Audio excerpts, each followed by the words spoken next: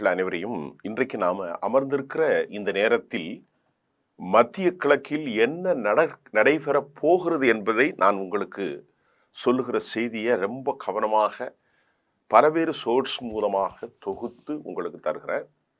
முதலாவது நிகழ்வு என்ன?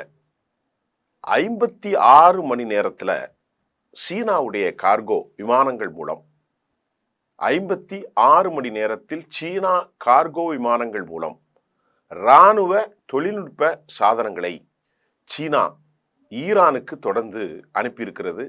அதுவும் 16 விமானங்களில் அவர்கள் அனுப்பியிருப்பதை நாம் காணக்கூடியதாக இருக்கிறது. சீனா ஈரான் நாட்டினுடைய பாதுகாப்பு கருதி இதை அனுப்பி வைத்துள்ளது. மிகப்பெரிய நிகழ்வு என சர்வதேசத்தினுடைய ஊடகங்கள் செய்தி வெளியிட்டுள்ளது. நல்லா கவனித்துக் கொள்ளுங்க. 56 மணி நேரத்தில் 16 கார்கோ ஃப்ளைட்டில் ஏராளமான ஆயுதங்கள் என்னெல்லாம் இருக்குன்னு தெரியாது.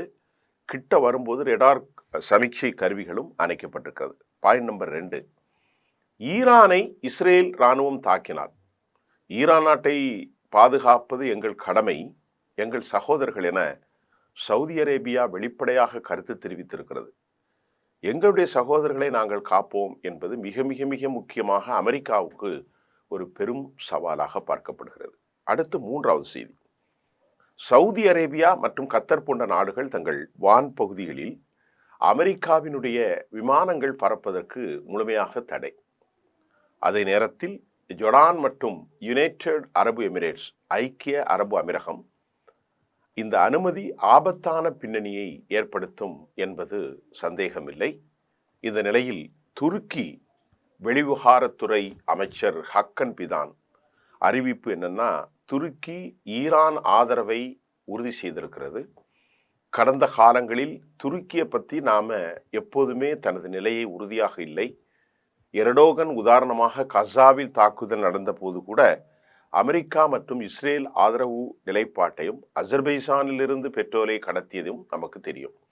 4வது, அமெரிக்க தாக்குதல் நடத்துவதற்கு முன்பே ஈரான் மற்றும் இஸ்ரேல் இடையே தாக்குதல் வாய்ப்புகள் அதிகம் இருக்கிறது. இஸ்ரேல் தாக்கலாம் அல்லது ஈரான் தாக்கலாம். அப்படி ஒரு தாக்குதல் நடந்தால் இது ஒரு கொடூரமான விளைவுகளை ஏற்படுத்தும் என்பதாகவும் சந்தேகமில்லை எனவும் செய்தி வந்திருக்கிறது. மத்திய கிழக்கு நாட்டில் உலகின் பல்வேறு நாடுகளில் உள்ள விமான சேவைகள், அதாவது Lufthansa, Swiss airlines, British airlines, France மற்றும் எல்லா ஏர்லைன்ஸ், இன்னும் நிறைய எக்ஸெட்ரா நிறுத்தப்பட்டு விட்டது. மத்திய கிழக்கு நாடுகள் மிகப்பெரிய அளவில் இந்த தாக்குதலில் பெரும் பொருளாதார தடைவுகள் ஏற்படும் என்றும் நாம் இப்பொழுது நம்பக்கூடிய அளவில் இருக்கிறது. ஈரானுடைய உச்சபட்ச ஆன்மீக தலைவர் ஆயத்துல்லா கொமேனி, எங்கள் வளம், எங்கள் உச்சபட்ச சக்தியை முழுமையாக பயன்படுத்தி ஜிஹாதுல்லா இறைப்போரை நாங்கள் இறுதி வரை பயன்படுத்துவோம் என எச்சரிக்கை விடுத்திருப்பதும், ஈரானுடைய பாதுகாப்பு, இறையாண்மை பாதுகாப்பு வெற்றி தோல்விகளை சந்திக்க இறுதி போர் என ஈரான் அறைகூவல் விடுத்துள்ள நிலையில் இந்த நிலைமை மிக மிக மிக மிக மிக சிக்கலான ஒரு பரிணாமத்தை அடைந்துள்ளது. அதே நேரத்தில் அமெரிக்க மத்திய கிழக்கு நாடுகளான ஈரானை சரணடைய செய்யும் நோக்கில்தான் இது போன்று தொடர்ந்து அரங்கேற்றம் செய்து வருவதாக காணலாம் என போரியல் ஆர்வலர்களின் துல்லியமான கணிப்பு ஒன்றும் இருக்கிறது. இதற்கிடையிலே மேற்கு ஊடகங்கள் ஆயத்துல்லா கமேனி பங்கர்ஸ் உள்ளே இருப்பதாக செய்திகள் வெளியாகி இருக்கிறது. இந்த நிலையில கொமேனியுடைய அலுவலகத்தில் அவரது 3வது மகன் மசூத் அமர்ந்து முடிவுகளை எடுக்கிறார், நிர்வாகத்தை கவனித்து வருவதாகவும், ஈரானுடைய அதிகாரிகள் மசூதைத்தான் தொடர்பு கொண்டு முக்கிய முடிவுகளை எடுத்து வருவதாகவும் டைம்ஸ் ஆஃப் இஸ்ரேல் தனது செய்தியை வெளியிட்டிருக்கிறது. ஈரானில் எதிர்க்கட்சி ஆதரவு சேனலில் வெளியான செய்தியை மையப்படுத்தி டைம்ஸ் ஆஃப் இஸ்ரேல் இந்த செய்தியை வெளியிட்டிருக்கிறது.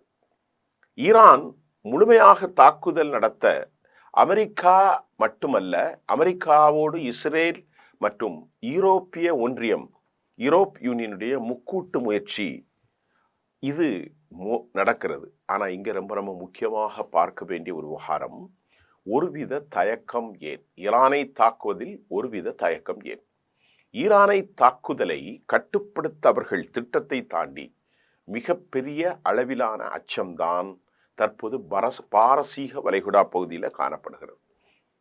போர்க்கப்பல்கள் சூழ்ந்துள்ள நிலையில எப்போ எந்த ஒரு நிலையில் தாக்குதல் நடத்த வேண்டும் என்பதில் உறுதியான முடிவு இல்லை என்பது அமெரிக்காவின் பின்வாங்குதலில் காணப்படுகிற நிதர்சனம். மத்திய கிழக்கில் உள்ள நாடுகளில் அமெரிக்க தளங்களில் உள்ள நாடுகளில் மிகப்பெரிய அளவிலான அச்சுறுத்தல்கள் தொடர்கிறது. அமெரிக்காவுக்கும் ஈரானுக்கும் இடையிலான பதட்டங்களை அதிகரித்து வருகிற நிலையில் அமெரிக்கா தனது விமானம் தாங்கி கப்பலான USS ஆப்ரஹாம் லிங்கன் CVN-72 என 3 நாசகார கப்பல்களை வளைகுடாவை நோக்கி நகர்த்தி வருவதாக இஸ்ரேல் ஊடகங்கள் மட்டுமல்ல சர்வதேச ஊடகங்களிலும் தென்சீன கடல் வழியாக சென்ற அதே நேரம் இஸ்ரேலிய விமான தாங்கி தாக்குதல் குழு வளைகுடாவில் ஏற்கனவே செயல்பட்டு வரும் அமெரிக்க கடற்படை தளங்களோடு இணையும் என்றும் தற்போது எதிர்பார்க்கப்படுகிறது. இதுவும் சர்வதேச மீடியாக்களின் செய்தியாக இருக்கிறது. ஈரானுக்கு எதிராக இராணுவ நடவடிக்கை எடுக்கப்படலாம் என்ற அமெரிக்க ஜனாதிபதி டொனால்ட் ட்ரம்பினுடைய தொடர் பேச்சு எச்சரிக்கைகளை தொடர்ந்து அமெரிக்க படைகள் இப்பகுதியில் மீண்டும் நிலைநிறுத்தப்படுவதாக உறுதி செய்யப்பட்டிருக்கிறது. இப்ப ஒரு செய்தி நியூயார்க் டைம்ஸ்ல வெளியாயிருக்கிறது. அந்த செய்தி என்னங்கிறது ரொம்ப முக்கியமான செய்தி. நான் இன்னைக்கு பேசுறதுல வெனிசுவேலாவில் அட்டாக் பண்ணாங்க பாருங்க. அந்த அட்டாக்குக்கும் அதே போன்றதொரு தாக்குதலை ஈரானில் நடத்துவார்களா என்ற செய்தியை தான் நான் இப்போ பார்க்க போறேன். இதை முதல்ல இருந்து நான் இப்போ சொல்றேன்.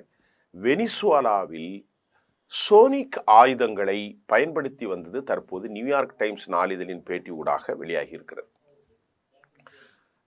What is sonic? சோனிக் என்றால் இது ஒரு மின்காந்த அதிர்வு அலை மூலம், அதாவது டிஸ்கம்பர்ட் யூனிட் வெப்பன்ஸ் என்று சொல்லப்படுகிறது. அமெரிக்க அதிபர் சொல்கிறார், இந்த டிஸ்கம்பர் யூனிட் வெப்பன்ஸ் குறித்து I don't say for anything, நான் எதுவும் சொல்ல முடியாது அப்படின்னு அவர் சொல்றார். வி வேர், அந்த செய்தியில நியூயார்க் டைம்ஸினுடைய ஆங்கில செய்தியும் தமிழாக்கமும், we were on guard but suddenly all our radar system shut down. இது யார் சொல்றான்னா, இந்த தாக்குதல் நடத்துகின்ற போது வெனிசுவேலாவில் இருந்த இராணுவ பொறுப்பாளர்கள் தனது எக்ஸ்பிளனேஷன்ல என்ன சொல்றாங்கன்னா, நாங்க அங்க இருந்தபோது திடீரென எங்களுடைய நாட்டில் இருந்த எல்லா சிஸ்டமும், வெனிசுவேலாவில் இராணுவ தளபதி system, suddenly all our radar system shut down without any explanation. எதுவுமே நாங்க சொல்ல முடியல, த காட் செட், அவர் தான் சொல்றார். அப்புறம் அவர் என்ன சொல்றாரு பாருங்க, the next thing we saw were drones. மேலே எங்களுக்கு மேலே வந்து ட்ரோன்கள் வேகமாக வந்தது, ஏராளமான a lot of drones, நிறைய ட்ரோன்ஸ் எல்லாம் வந்துடுச்சு. Flying over our position, we didn't know how to react. எங்களுக்கு என்ன செய்யறதுன்னே தெரியல, அப்படி ஒரு சூழல் உருவாயிட்டு அப்படின்னு வெனிசுவேலாவுடைய பிரிகேடியர் இராணுவ தளபதி சொல்லிட்டு அவர் சொல்றாரு. தொடர்ந்து, நாங்க தயாரானாக இருந்த நிலையில தான் ஆயுத செயலிப்பு மட்டுமல்லங்க, எங்களுக்கு ரத்தம் வாந்தி வந்தது, நிறைய பேர் வாந்தி எடுத்தாங்களாம், ரத்த வாந்தி, மூக்குல ரத்தம் வந்துச்சு, பெரிய அளவிலான வலி இருந்தது, இரைச்சல் காதுகளில் ஏற்பட்டது அப்படின்னு சொல்றாங்க. இது ஒரு புதிய வித ஆயுதத்தை அவர்கள் பயன்படுத்தி இருக்கிறார்கள். அமெரிக்கா அனைத்தையும் செயலிழந்து மயக்க நிலைக்கு கொண்டு போகிறார்கள். அதனைத் தொடர்ந்து அமெரிக்காவுடைய நியூயார்க் டைம்ஸ் இவ்வாறு செய்தி விட்டிருக்கிறது. என்ன செய்தி அப்படின்னு, அது ஆங்கிலத்தில் வந்தது, அப்படின்னு உங்களுக்கு தமிழ்ல தரேன். We all started the bleeding from the nose. எங்கள் மூக்குகளில் இருந்து இரத்தம் வடிந்தது. He said, some were vomiting blood. இரத்த வாந்தி எடுத்தார்கள். We fell to the ground. நாங்கள் தரையினே அப்படியே மயங்கி விழுந்துட்டோம், சாய்ந்து விட்டோம். Unable to move. அங்கிருந்து எங்கேயுமே நாங்கள் நடக்க முடியல. We couldn't even stand up. And after that, the sonic weapon. எங்களால் எழுந்து கூட எதுவும் செய்ய முடியாத அளவிற்கு இந்த sonic weapon, after that sonic weapon or whatever it was, என்னங்கிறதே தெரியலையே அப்படிங்கிறத அவர்கள் சொல்கிறார்கள். இப்போது நமக்கு சர்வதேச போரியல் மிலிட்ரி டெக்னோக்ராட்ஸ் என்ன சொல்றாங்கன்னா, இது பாருங்க, இது மிக மிக அதிக சக்தி வாய்ந்த ஒளி அலைகள் இலக்கின் மூலமாக செயல்படுகிற ஒரு செவிப்பறைகளை சீர்குலைக்கலாம் அல்லது அழிக்கலாம். இதனால கடுமையான அதிர்ச்சி, வலி அல்லது திசை திருப்பல் ஏற்படும். இது பொதுவாக ஒரு நபரை செயலிக்க செய்ய போதுமானது. குறைந்த சக்தி வாய்ந்த இந்த ஒளி அலைகள் மூலம் மனிதர்களுக்கு குமுட்டல் அல்லது ஒருவித அசௌகரியத்தை ஏற்படுத்தும் இந்த டிஸ்கம்ஃபர்ட் சோனிக் வெப்பன்ஸை அவர்கள் பயன்படுத்தி இருக்கிறார்கள். இப்ப ரஷ்யா என்ன சொல்றாங்கன்னா, ரஷ்யாவினுடைய மிலிட்டரி எக்ஸ்பர்ட், இங்க பாருங்க, அமெரிக்கா பயன்படுத்திய இதை பற்றி எங்களுக்கு நல்லா தெரியும் அப்படின்னு அதை பத்தி டீட்டெயில் சொல்லிட்டு, ரஷ்யாவுடைய ஓர்ஷோனிக் ஆயுதங்களை இந்த மாதிரி விஷயங்களை வைத்து ஒன்றும் செய்ய இயலாது என ரஷ்ய தலைமை தெளிவாக தெரியப்படுத்தி உள்ளது. இதனை பற்றி எங்களுக்கு நன்கு அறியப்பட்ட ஒன்றுதான் என்றும் ரஷ்ய தலைமை தெளிவாக தெரியப்படுத்தி இருப்பதை நான் இங்கே சுட்டி காட்டுகிறேன். இந்த சோனிக் வெப்பன்ஸ் வெனிசுவாலாவை போன்று ஈரான் நாட்டின் மேல் தாக்குதல் நடத்த பயன்படுத்தலாம் என அமெரிக்காவினுடைய ஆய்வாளர்கள் கருதுகிறார்கள். கடந்த ஜூலை மாதம் இஸ்ரேல் இராணுவ தாக்குதலில் அமெரிக்கா இணைந்து 40 இராணுவ தளபதிகளும் 30 சயின்டிஸ்டுகளும் படுகொலை செய்யப்பட்டார்கள் ஈரானில். இந்த சம்பவத்தில் சோனிக் ஆயுதங்களை பயன்படுத்தி இருக்கலாம் என்று கருதப்படுகிறது. ஆனால் இன்னொரு சந்தேகத்தில் சோனிக் ஆயுதங்களை பயன்படுத்தினால் 56 மணி நேரம் கழித்த பின்தான் அடுத்த தாக்குதலை எதிர் அணியினர் செய்ய முடியும். ஆனால் ரிட்டாலியேஷன் ஃப்ரம் ஈரான் தெஹ்ரான் சரியாக 8 மணி நேரத்தில் இந்த தாக்குதலை அவர்கள் நடத்திவிட்டார்கள். அதனால தற்போதைய நிலையில் ஈரானுடைய இந்த electronics warfare or electronics sonics wave அலை மூலம் தாக்குதல் மட்டுப்படுத்தப்பட்ட ஒரு கண்டைனிங் த சக்தியை உருவாக்கி வைத்திருக்கும் என்ற கருத்தை மறுக்க முடியாது. அதை போன்று ரஷ்யா மட்டுமல்லாமல் ஈரானுக்கு இது போன்ற ஆரோக்கியமான ஆலோசனைகளை, தொழில்நுட்ப கருவிகளையும் ரஷ்யாவும் சீனாவும் வழங்கியிருக்கலாம் என்றும் சொல்லப்படுகிறது. இப்போ நான் இந்த விஷயத்தை சொன்ன பிறகு பாரசீக வளைகுடாவை நோக்கி நான் இப்போ பேசிக்கிட்டு இருக்க காலை 12 மணி அளவில் அவைகள் நெருங்கி இருக்கிறது. பாரசீக வளைகுடாவை நெருங்கி ஆப்ரஹாம் லிங்கன் கப்பல் போர்க்கப்பல்களுக்கு நெருங்கி இருக்க நேரத்தில் ஈரானுடைய உச்சபட்ச தளபதி சமாதி கட்டப்படும். அதில் கிட்டத்தட்ட ஒரு 50க்கு மேற்பட்ட ஏர்கிராஃப்ட்ஸ் நிறுத்தப்படக்கூடிய மிகப்பெரிய சாதனங்கள் கொண்டது ஆப்ரஹாம் லிங்கன். இந்த நிலையில் சவுதி அரேபியா, கத்தர் மற்றும் ஓமன் போன்ற உள்ளிட்ட நாடுகள் அமெரிக்காவினுடைய இராணுவ நடவடிக்கையை தாமதப்படுத்துமாறு வலியுறுத்துகிறது. இதன்படி ஈரானுக்குள் முன்னெடுக்கப்படும் தாக்குதல் பரந்த பிராந்தியத்தின் விரிவாக்கத்தை தூண்டும் என வளைகுடா நாடுகளில் அரசியல் தரப்புகள், அரசியல் ஆய்வாளர்கள், போரியல் நிபுணர்கள் எச்சரித்திருக்கிறார்கள். இதை தாண்டி போராட்டக்காரர்களை கொண்டதாக மேற்கத்திய குற்றச்சாட்டுகளை ஈரான் முழுமையாக நிராகரித்த பின்னணியில் பல்வேறு பதட்டங்கள் வெளியாகியிருக்கிறது. இன்றைக்கு கூட 800 பேர் தூக்குதலை நாங்கள் நிறுத்தினோம் என அமெரிக்கா சொன்னது. ஆனால் ஈரான் அப்படி ஒரு சம்பவம் நடக்கவில்லை, நாங்கள் அனைவரையும் தூக்கிட்டோம் என்று open declaration have been made. அதோடு இப்போது வந்திருக்கிற இந்த விமானம் தாங்கி போர்க்கப்பல் தாக்குதல் நடத்தும் போர்க்கப்பல்களை ஈரானுடைய அருகிலே அமெரிக்கா அனுப்பி வைத்திருப்பது, இதனால் போர் பதட்டம் ஏற்பட்டுள்ள நிலையில் ஈரான் மீதான எந்த தாக்குதலை போராகவும் கருதி பதிலடிக்க கொடுக்க ஈரான் ஃபுல் பிளிட்ஜிடா ஒரு prepared against US and Israel. இந்த மோசமான சூழல் வந்தாலும் அதை உயிர் கொடுத்து எதிர்கொள்ள எங்களின் இராணுவம் உஷார் நிலையில் உள்ளது. ஈரானுடைய அறிக்கை. ஈரானுக்கும் அமெரிக்காவுக்கும் இடையே நீண்டகாலமாக இந்த பகை.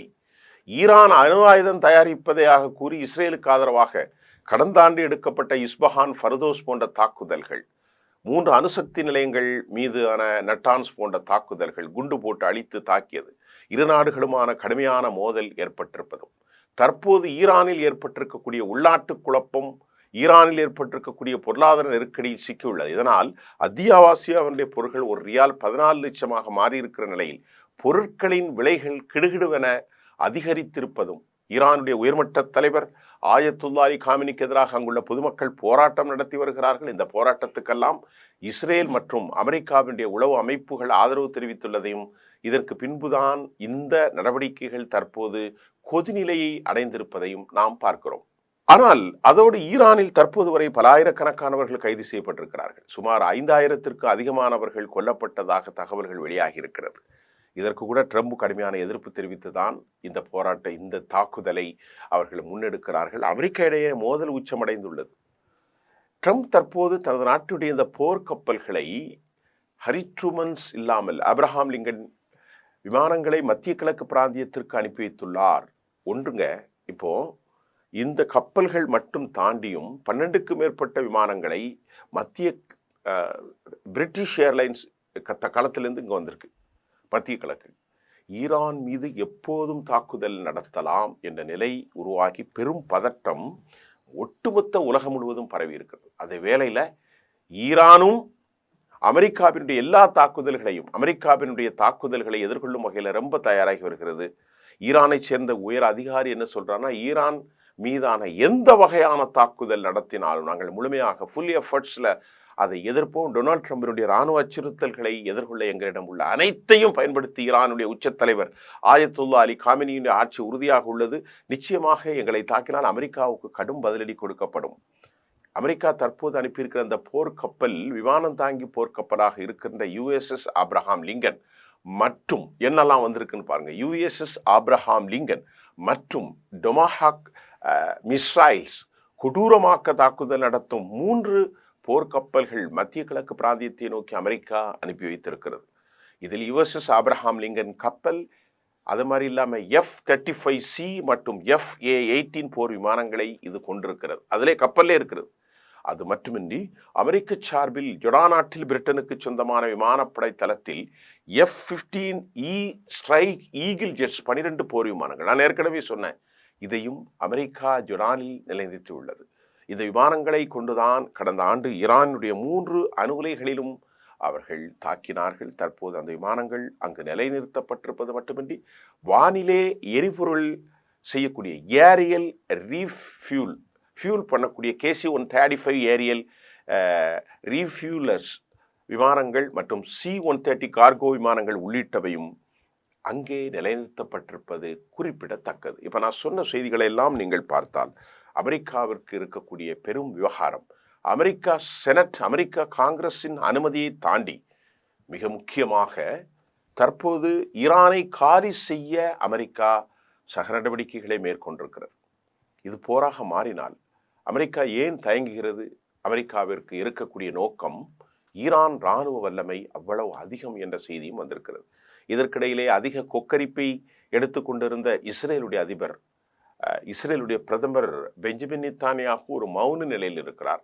அவர்களுக்கு ஒரு தயக்கம். ஏனால் முதலாக பலியாக போவது அப்படி ஒரு தாக்குதலை ஆப்ரஹாம் லிங்கன் கப்பலிலிருந்து தாக்குதல் ஆரம்பித்தால் முதல் பலி, இரத்த பலி அது இஸ்ரேலாகத்தான் இருக்கும். ஆகவே இஸ்ரேல் மிக மிக மிக மிக மிக கவலை, அச்சம்.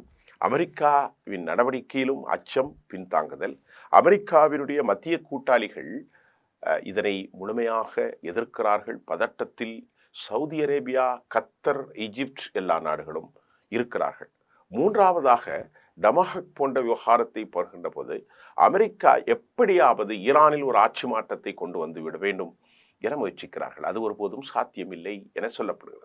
56% ஈரான் மக்கள், கிட்டத்தட்ட 4.5 கோடி மக்கள் தீவிர ஷியா மற்றும் கமெனி ஆதரவு பெற்றவர்களாக இருக்கும் நிலையில் ஏராளமான ஆயுதங்களை குவித்திருக்கிற நிலையில் அமெரிக்கா அவ்வளவு எளிதாக ஆட்சி மாற்றம் கொண்டு வருவதோ உள்ளே இறங்கி கலவரம் செய்வது சாத்தியமில்லை என்பதை நாம் இங்கே காண வேண்டும். அமெரிக்கா 2வது திட்டம் அந்த ஹெர்மூஸ் வளைகுடாவில், சந்தான குறுகலான வளைகுடா உலக ட்ரேடில் 20% கொண்டிருக்கிறது. இதனை கைப்பற்றவே இந்த போர். இதன் மூலம் பொம்மை அரசை, பஹலவி போன்ற பொம்மை அரசை நிறுவி முழுமையாக மத்திய தரைக்கடல், உலகம் முழுவதும் அரசாட்சியும் ஆயிலும் தன் கைகளில் என ஒரு டெக்ளரேஷனுக்காக அமெரிக்கா முயல்கிறது என்பது உண்மை. உண்மையில் இந்த போரில் ஈரான் வீழ்ச்சி அடைந்தால் போர் நடக்குமா என்பது எனக்கு தெரியாது. ஈரான் ஒருவேளை வீழ்ச்சி அடைந்தால் உலகமே வீழ்ச்சி அடைவதற்கு ஒப்பு. ஏனென்றால் மொனோப்போலி ஒரு அரசு அமெரிக்காவில் உருவாகிவிடும். $60 இந்தியா போன்ற நாடுகள் இன்றைக்கு உலகம் முழுவதும் வாங்கி கொண்டிருக்கிற அந்த பேரல் விலை 120 என்ன எவ்வளவு நியமித்தாலும் அது அமெரிக்காவின் நியமனமும் அமெரிக்க டாலர்களின் வளர்ச்சியை தாண்டித்தான் செல்லும். மௌன நிலையில் இருக்கும் புட்டின், அதே போன்று செயல்பாட்டில் மிக கடுமையாக செயலாற்றி கொண்டிருக்கக்கூடிய சீனா, ஆயத்துல்லா காமினி, என்ன நடக்கப் போகிறது? பரபரப்பான செய்திகள், உண்மை தகவல்கள், சர்வதேச செய்திகளின் ஒட்டுமொத்த கூடுதலின் ஃபில்ட்ரேஷன் சொல்கிற மாதிரி வடிகட்டிய டிஸ்டில்டு நியூஸ் என்று சொல்வார்கள். தூய செய்தியை நான் உங்களுக்கு தரப்போகிறேன், தந்து கொண்டிருக்கிறேன். மீண்டும் அடுத்த செய்தியில் சந்திப்போம். நன்றி.